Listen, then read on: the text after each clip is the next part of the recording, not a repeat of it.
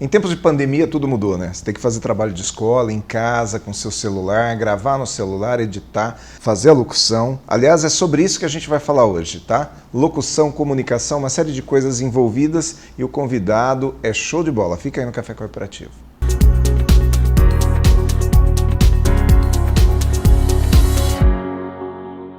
Café Corporativo aqui no canal 25, falando hoje a respeito de comunicação, oratória, media trainer, falando sobre locução e quem melhor para trazer esse conteúdo para nós aqui do Café Corporativo, a não ser Carlos Cunha, que já esteve aqui, né, pela segunda vez no Café, né, Carlos? Exato. Em primeiro lugar, obrigado pela participação aqui no seu programa pela segunda vez e também a você, telespectador, que está aqui ligado no Café Corporativo, que hoje vai ter algumas dicas de comunicação.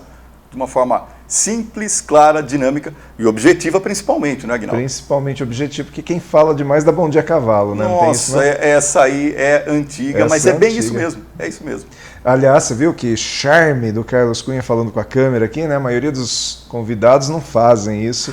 Isso aí já é media trainer, já. Gostei! Tem até uma dica interessante, a gente fala assim dentro dos media trainings, o Aguinaldo, que a gente não pode considerar a câmera só como uma câmera, simplesmente, porque muitas vezes o pessoal fala assim, olha para a câmera. Não, imagina que é uma pessoa que você está conversando e essa pessoa vai multiplicar a tua imagem para vários lares aqui, vários sofás, por que não dizer assim? Então, olhar para a câmera com frieza já é a primeira tentativa de você se afastar do seu público. Então, sabe, dá aquele olhadinho acolhedor, não precisa ser o olhar 43, hein, Aguinaldo? Tá mas certo. dá para ser mais despojado, digamos assim. Muito bom. O Carlos Cunha é gestor de marketing, ele é radialista, mestre de cerimônias, é especialista em comunicação e executa treinamentos. Ele faz trainer, né? Em media trainer, ele faz treinamentos em comunicação, enfim, tudo aquilo que tem a ver com oratória.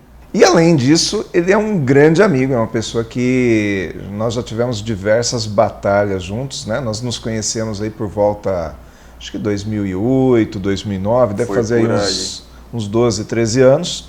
De lá para cá a gente trabalhou muito junto, nós fizemos algumas ações também em conjunto fora do ambiente de trabalho, né? Fomos administradores aí de uma organização sem fins lucrativos, que deu bastante trabalho, mas nós aprendemos bastante também, né, Carlos? Exata experiência que a gente leva para o resto da vida agora. Pois é, com certeza. E hoje nós estamos aqui para falar a respeito desse assunto que é a comunicação. E eu, por exemplo, sou uma pessoa que trabalho com comunicação, mas eu não levo todas as regrinhas, assim, sabe? Eu sou um cara muito espontâneo. Então eu queria te perguntar, para uma pessoa ser uma boa comunicadora, ela precisa realmente seguir lá aquele monte de regras, como você costuma dizer lá, as 10 regras, tal, que eu sei que você é um pouco avesso a isso. Como que funciona? A gente pode ser natural ou tem realmente todo aquele protocolo? Aguinaldo, de certa forma, a gente tem que ter um protocolo na hora de se comunicar, ou seja, se apresentar, falar sobre o assunto, discorrer sobre o assunto, saber finalizar determinado assunto, seja ele qual for. Só que a comunicação hoje em dia está muito dinâmica e a comunicação muda muito. Então, uma atenção especial que até que você colocou aqui nos nossos bastidores quando a gente se atém às 10 formas de se comunicar, etc. e tal, a gente acaba engessando a comunicação. Então, quanto mais espontâneo, seguindo alguns protocolos, é claro que eu já mencionei aqui, a comunicação fica dinâmica e, acima de tudo, fluida. Mas a comunicação tem que ter dinamismo. Então vamos falar um pouquinho sobre aquilo que é importante o nosso telespectador saber. O que é que dá certo, o que é bom, quais são os pontos que a gente se atenta. E aí no final a gente fala um pouquinho sobre naturalidade. Quais são os pontos que o cidadão tem que se atentar quando ele vai gravar um vídeo, por exemplo, ainda que seja caseiro? Primeira coisa, Aguinaldo, é o enquadramento. Principalmente agora, nessa época das lives ou nessas épocas de videoconferências, até os advogados com audiências aí nessa questão de celular, a gente percebe, em muitos takes, a gente vê mais nariz e mais orelha e mais queixo do que necessariamente o rosto da pessoa. É uma questão de enquadramento. Então, a partir do momento em que a gente consegue fazer o enquadramento correto da nossa imagem, e não precisa ser equipamento caríssimo, não. Hoje em dia, com o celular, você conversa com o mundo e consegue tirar material de qualidade. Então, enquadramento, outra coisa. A forma como a gente vai olhar para o nosso telespectador é muito importante. manter sempre a empatia, manter sempre a simpatia na hora de conversar com o público e, acima de tudo, procurar ser o mais sintético possível. Ou seja, objetivo. Objetivo. Até você fala de enquadramento, eu acho que é fundamental, não tinha pensado nisso, mas é verdade. Eu, como fui fotógrafo, eu procuro sempre enquadrar o centro da câmera, né? Eu percebo que as pessoas colocam o centro da câmera bem nos olhos, e aí fica aquele espação em cima e nada embaixo, enforcando o sujeito aqui. Exato. Não é isso o que a gente chama de teto, tecnicamente. Não isso. deixa, sabe, um teto para a pessoa dar aquele respiro na imagem e ficar aquela imagem agradável. Iluminação, outra coisa que eu vejo também nas videoconferências, nas palestras online que eu faço, é que o sujeito fica escuro ali na foto. Ele não está iluminado, quer dizer, a gente não vê o sujeito. A gente vê também fundos inadequados, né? Acontece isso? Acontece muito. E a gente, falando de fundo, a gente nem precisa entrar muito tecnicamente nessa questão, mas a gente percebe que em relação a fundo, na hora de enquadramento para celular, o pessoal geralmente grava contra a janela. Então mostra, eu tenho uma paisagem bonita lá fora. Então ele simplesmente coloca o enquadramento mostrando mais lá fora do que dentro, ou seja, dá muita sombra no rosto também. Isso daí prejudica na hora da gente fazer a comunicação, aquela comunicação direta com o nosso telespectador. É ruim, porque a pessoa que está do outro lado, ela já tem um incômodo, né? Por outro lado, se está bem enquadrada, ela já tem aí um conforto. Faz sentido isso que eu estou falando? Sem dúvida, o enquadramento faz com que a pessoa se sinta na sala com você, se sinta no ambiente com você. E tom de voz, Carlos, como que funciona? Tom de voz é uma coisa que é bastante fundamental na hora da comunicação. Imagina a gente conversando sempre num tom só.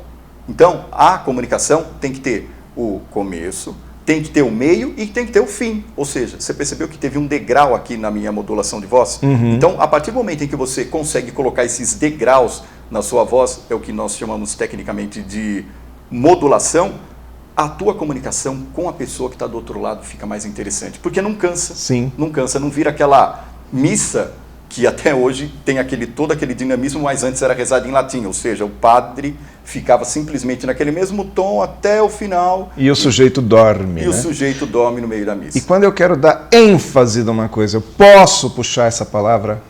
Geralmente o verbo não se inflexiona, sabe? Então, o que acontece ao invés de você assim, eu posso, você fala, eu posso, sabe? Então, é sutil essa diferença, mas se você acentuar mais a ação, não necessariamente a ação, e deixar o verbo ali praticamente em segundo plano, ele funciona melhor. Então tudo isso tem técnica. Tem técnica. Só que ela tem que estar guardadinha ali como que você fala, nos bastidores do comunicador. Exato. Ele usa e ninguém percebe que ele usou. Isso que é legal, isso se chama naturalidade. Eu tenho o costume de fazer, para quem gosta de estudar gramática, para quem se atenta às regras de português, eu estou falando e estou fazendo análise sintática daquilo que eu estou falando. Até uma vez a gente teve oportunidade de conversar sobre isso num bate-papo informal. Mas a gente não precisa ser tão técnico assim, mas é interessante que você saiba o significado de cada palavra, ou seja, levar em consideração a semântica, porque a partir desse momento você consegue se entender e entender também o que o outro está querendo aí dentro da comunicação, mesmo que essa pessoa não esteja ali presencialmente com você. Erro de português queima o filme? Imperdoável. Em qualquer circunstância? Em qualquer circunstância. Outra, vício de linguagem. Né, então, tá, na verdade, veja bem. Pula fora, pula fora. Vou estar fazendo... Nossa, gerúndio, isso aí é um capítulo à parte, acho que daria uma semana assim, de programa especial aqui no Café, viu?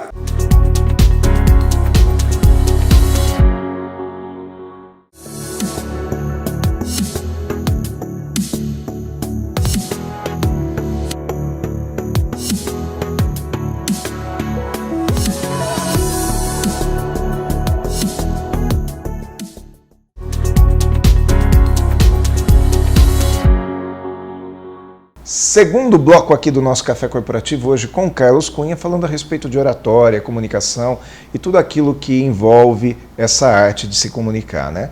E você terminou o nosso primeiro bloco falando a respeito dos erros de português, que são imperdoáveis. Agora, às vezes acontece do sujeito ter alguém que escreve os discursos dele, né?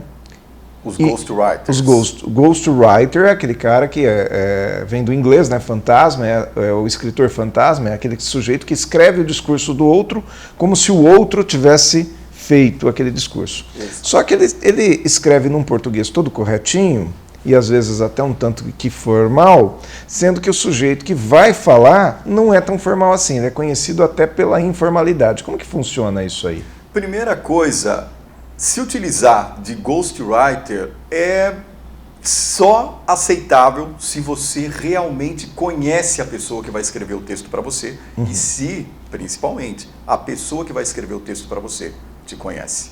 É interessante. Em último caso, ela te estuda. Exatamente. Por incrível que pareça. Então dá para pegar o trejeito da pessoa, dá para pegar as principais palavras que aquela pessoa gosta de falar e colocar num texto. A partir do momento em que o ghostwriter, consegue colocar essa questão de uma maneira clara e que fique com a cara de quem realmente vai ler o texto, fica maravilhoso. Economiza tempo, principalmente, que é um bem muito escasso que a gente tem. Ou seja, aquele sujeito que vai fazer o discurso, que vai gravar o discurso, ele precisa fazer com naturalidade. Principalmente. Ele não pode ficar lendo, né? Meu nome é... Né? Exato. E nessas eleições, o Aguinaldo, a gente percebe que teve muita gente que fez uso do teleprompter porque achou que o teleprompter fosse ajudar no tempo. Mas só que na hora de fazer o corte, na hora de fazer a edição, a gente percebe que a pessoa está mais lendo, parece que ela lê uma cartilha, a cartilha Caminho Suave, a cartilha No Reino da Alegria, sabe aquela coisa? Vamos sorrir. Essa aí. E parece que a pessoa ficou com o olhar perdido, não sabia para onde que estava a palavra. Sabe, a mesma coisa, a gente não saber se eu olho para você, se eu olho para a câmera aqui ou olho para outra câmera. Então, a pessoa tem que ter um norte. E a partir do momento em que o texto é feito única e exclusivamente para ela, isso fica mais fluido. Até a própria maneira como a gente coloca a nossa voz, como a gente imposta a voz, é perceptível se você não tem a técnica legal para um teleprompter. O teleprompter é muito bom, mas ele entrega, e olha, Aguinaldo, não perdoa ninguém não. Babou na frente do teleprompter, todo mundo vai ficar sabendo. Muito bom. Carlos, tem diferença entre rádio e televisão, por exemplo? O rádio, a pessoa tem mais aquele poder imagético, ela fica imaginando você da forma que... Como será que você seria dentro da cabeça dela? E na televisão, a pessoa já tem a tua imagem, então você tem que ter 50% de interpretação vocal e os outros 50% de interpretação corporal. O vídeo é 50% som e 50% imagem. Se você souber dosar essas duas características, a sua comunicação vai ser de sucesso, sem dúvida. Mas o rádio acaba exigindo mais. Por quê? Através da tua voz, você tem que fazer o teu ouvinte que está lá do outro lado imaginar como é que você está dentro de um estúdio. E no rádio acontece, muitas vezes, de você receber um texto e de última hora você tem que fazer a locução daquele texto, pode ser um texto publicitário, por exemplo, ao vivo. Não tem como errar. O chamado testemunhal, digamos assim. Quer dizer, é um testemunhal que não foi testemunhal, né? Ele veio pronto. pronto. Ele veio pronto, mas tecnicamente se chama testemunhal. E é aí que a pessoa tem que ter aquela versatilidade. Porque muitas vezes a gente até percebe isso nos merchandisings de TV, onde a pessoa está conversando com você agora e fala assim, dá um tempinho, agora eu preciso falar com você sobre o produto tal. Você percebe que a pessoa está lendo. É diferente de chegar aqui e falar assim, agora, você me dá um tempinho que eu quero falar para você sobre o produto tal. Esse produto é muito bom, eu inclusive estou usando, a minha família está usando. Sabe? Então, você pareceu o Silvio Santos agora, né? Eu não vi o filme O Vento Levou, mas minha mulher viu. Também. Sabe, mas você percebeu, Silvio Santos é um dos exemplos muito clássicos aí para comunicador. Porque ele consegue passar credibilidade falando de uma coisa que ele não conhece. Ele não conhece. Sabe, olha, eu não vi, mas minha mulher viu. Aí você fala, pô, que legal. Se a mulher do Silvio Santos viu e ele falou que ela viu, eu vou assistir também. E é interessante isso, porque alguns comunicadores, principalmente aqueles comunicadores que depois se tornam mais folclóricos até, eles saem justamente dessas regrinhas e eles colocam o estilo deles em cima disso, né? É o Silvio Santos falando com aquela linguagem peculiar, outros tantos, né? Como nós tivemos Chacrinha, hoje Ratinho, que vai lá e bate na mesa. Quer dizer, você pode até não gostar pelo seu estilo, mas tem quem gosta e de fato ele se comunica com alguém daquela maneira, né? Isso também é válido? É válido, porque isso tem muito a ver com a espontaneidade. É interessante logo no começo, quando as pessoas estão começando, Aguinaldo, terem praticamente um ídolo aí. Aí a partir uma do momento, referência. Uma referência, Tá. sabe? É igual banda. Você toca numa banda, mas você gosta de que banda? Então, a partir do momento em que você consegue concretizar aquelas características, depois você vai colocando a tua personalidade. Teu então, estilo no próprio. começo não adianta. Você tem que copiar, você tem que se espelhar em alguém. Até porque é inteligente isso, né? Exato. Você falou desse negócio de banda e realmente, né? E muitos dos nossos telespectadores aqui, eles são pessoas que eles gostam de uma determinada banda e ficam imaginando como que esse sujeito sobe num palco e fala para 3.000 pessoas, finge que aquelas pessoas praticamente não estão ali, depois volta a interagir. O comunicador tem isso também, né? Tem isso. É a forma como você se dirige o olhar para a tua audiência. É aquela forma como você dirige o olhar para a tua audiência que vai te dar autoridade e, acima de tudo, credibilidade, Aguinaldo. Legal. Vamos para mais um intervalinho, porque na volta eu quero falar a respeito disso tudo que nós estamos falando agora, voltado para quem vai estudar, para quem vai dar uma aula, para um professor, para um aluno que tem que apresentar um trabalho. Então, se você é professor, se você é aluno, se você precisa dessa comunicação nesse momento onde estamos todos trabalhando à distância, fica um pouquinho aí que o Carlos Cunha vai ajudar a gente, tá?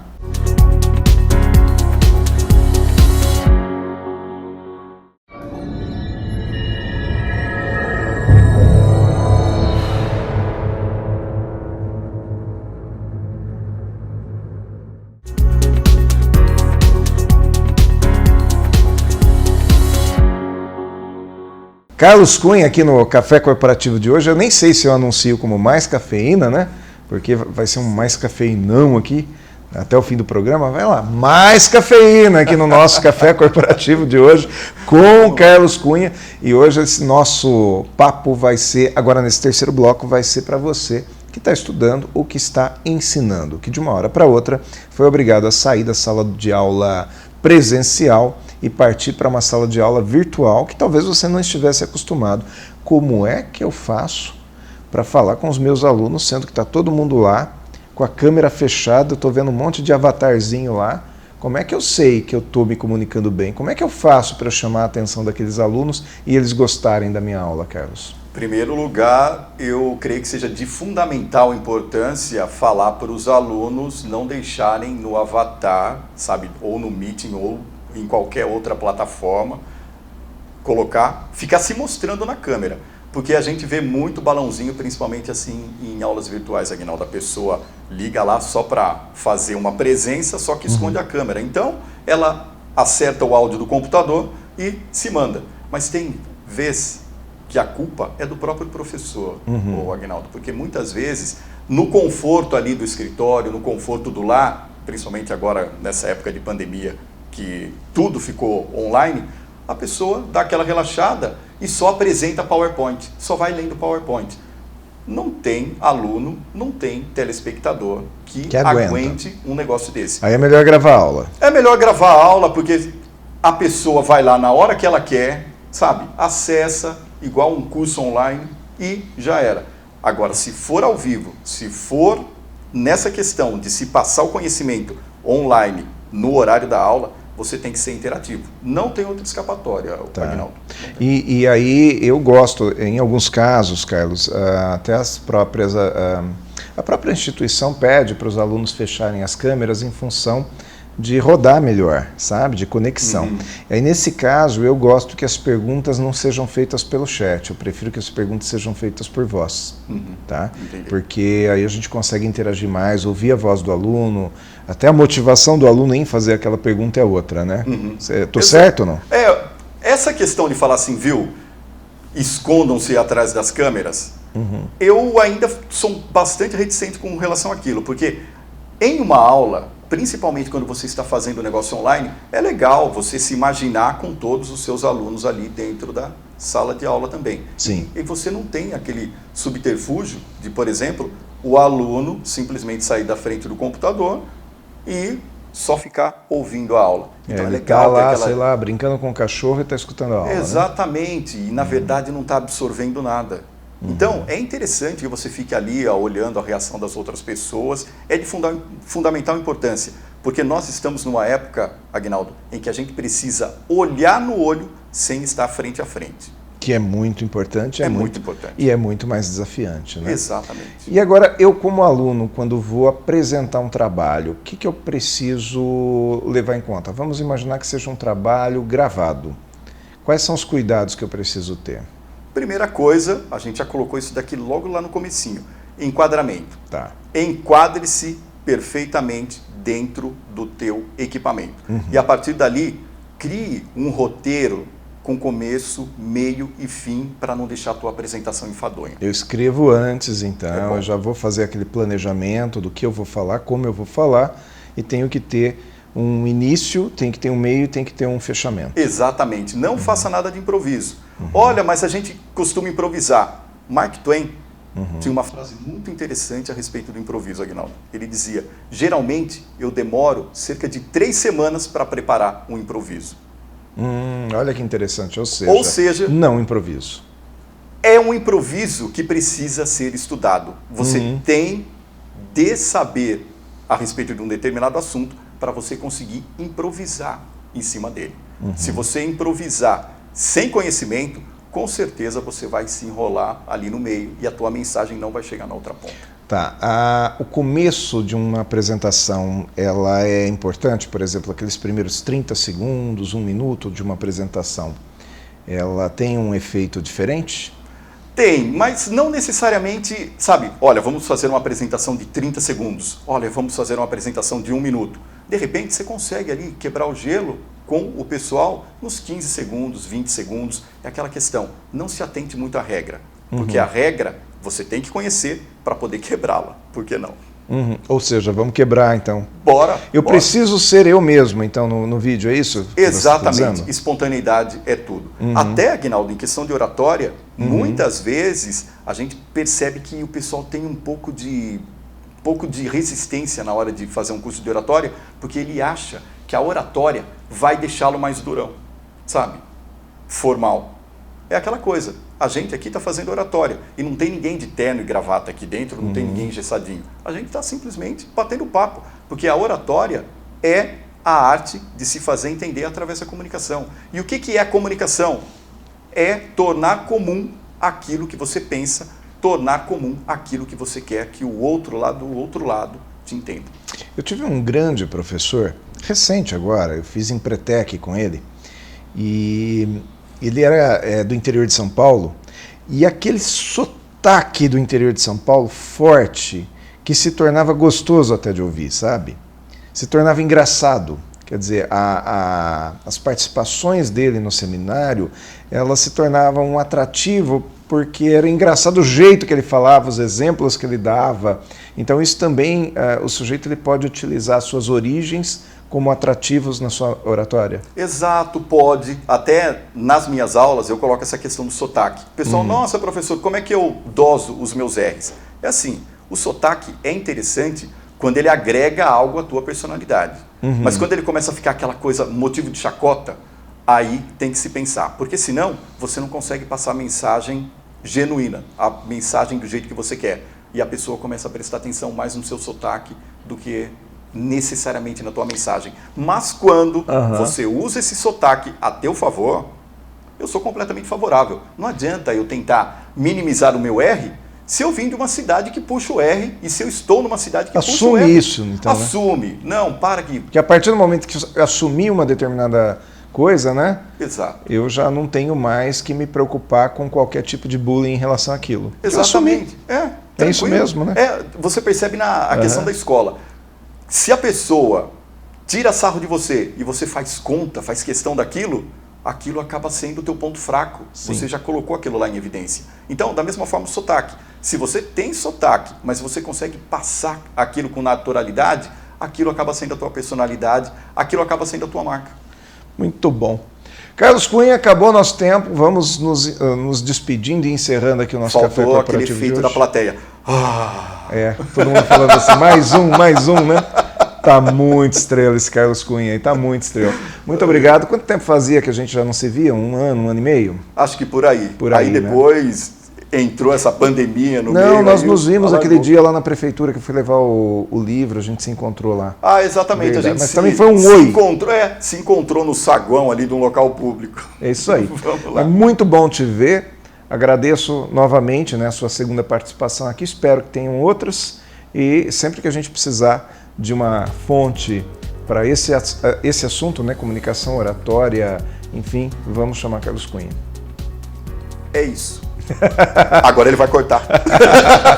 Um abraço para você que está em casa. Café Corporativo fica por aqui, volta semana que vem. Enquanto isso, fiquem nas nossas redes sociais, Facebook, Instagram, e em especial o nosso YouTube, Café Corporativo, que tem mais de 170 entrevistas como essa para você poder assistir. Até a próxima semana.